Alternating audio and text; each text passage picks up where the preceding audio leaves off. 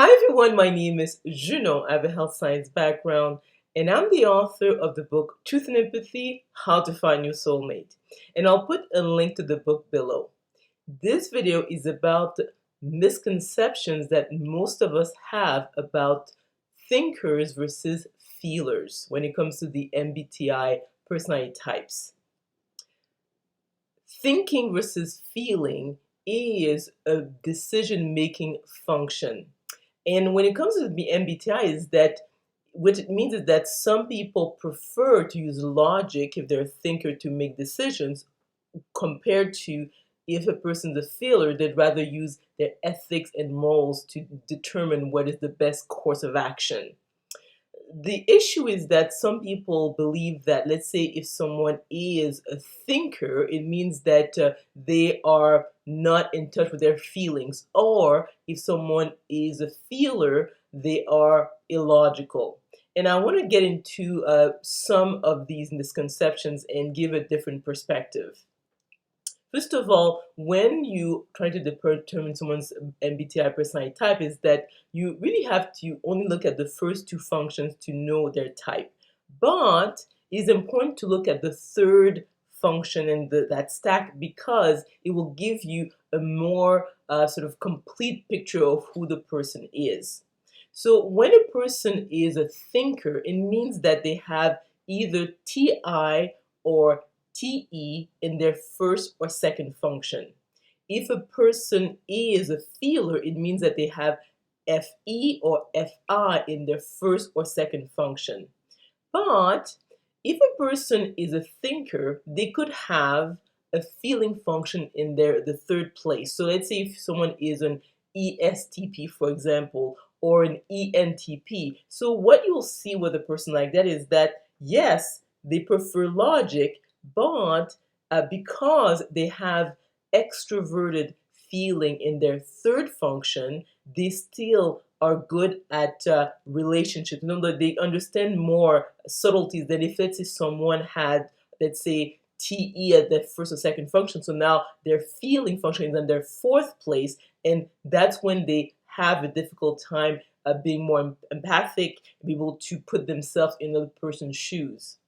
The same concept goes to someone who's a feeler. So let's say if you look at ISFJs or INFJs, even ENFPs, they have a thinking function in the third place. So if you were to talk to these individuals, is that you realize that they can be logical. You know, even in terms of school, they might, be, succeeding well in math and science, but they are in fact a feminine energy versus a masculine one.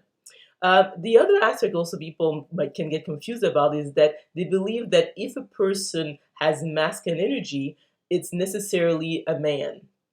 But you can bump into men who have feminine energy. Same thing with a woman. Not all women have feminine energy. You will come across women who have a masculine energy. The other aspect also that people can be confused about is that how a person was brought up. Can the person's upbringing can change whether they are a thinker versus a feeler. And when you look at families, is that you cannot determine a person's brain type based on their biological parents. And upbringing has just a slight effect. So basically, 90% of who we are in terms of our personality type or our brain type is set at birth. They might have some mild adjustments, but we will always prefer either being a thinker or being a feeler, regardless of who brought us up or who were our parents.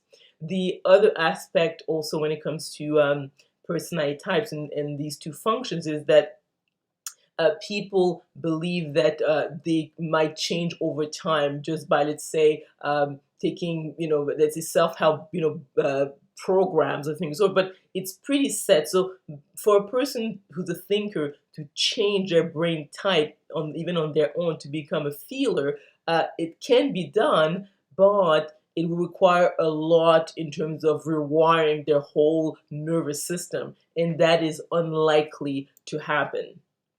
So, to summarize, when it comes to either someone being a thinker versus a feeler, we have to look at the fact that these are dichotomies. So, in other words, you're looking at two extremes, and that if a person's a thinker, they will have that function, thinking from their first or second function, and if they're a feeler, they're going to have that function, their first or second one, and it's something pretty stable. It is not determined by a person's sexual orientation, if they're a male or female, or whether or not they were brought up by, let's say parents who were more thinkers or feelers, and it is pretty much stable throughout life.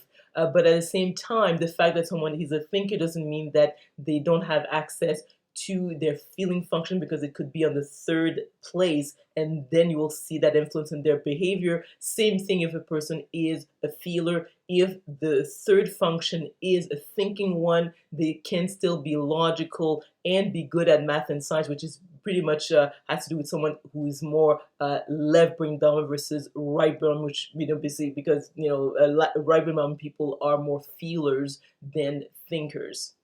So I trust that this information was interesting. Maybe you learned something. If you did, please click on the like button, subscribe to my channel, and we will talk soon.